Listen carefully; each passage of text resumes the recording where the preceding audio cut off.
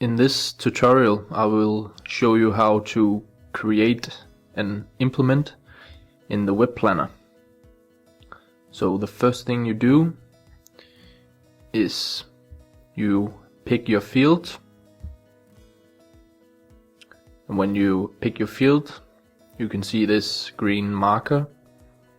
Then it means you're ready to go to the next step, and that's the implement.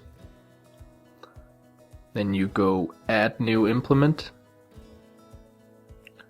First thing you do is give your implement a name so you can recognize it.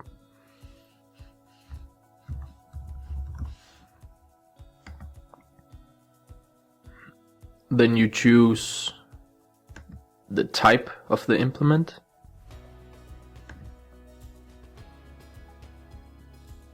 The next step is offset from GPS. And on the right side you can see a illustration on what is meant by offset from GPS. And in this case it's the distance from the GPS antenna to the implement, and the only way is to go out and measure it while the implement is attached to the robot. In this case it's 1.5 meters.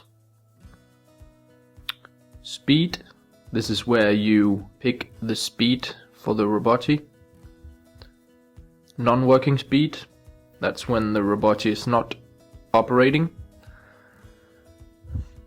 Then I would like it to go 5 kilometers per hour. When it's working, I would like it to go 4 kilometers per hour. Working width. That's the width of the implement. In this case it's a 3 meters implement. The working length of the implement, that is only required if the distance between the ground and the furthest point, if the implement has a after harrow, for example. In this case it does not, so I put in 0.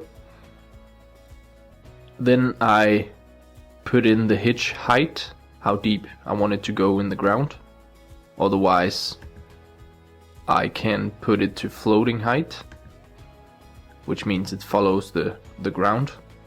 If my implement needs a PTO, then I could put a marker in here, and then I can put in the speed of the PTO, the RPMs, and I can put it to be always on, even when the implement is lifted. In this case it's a weeder, so it does not need a PTO, but I would like it to go in floating height.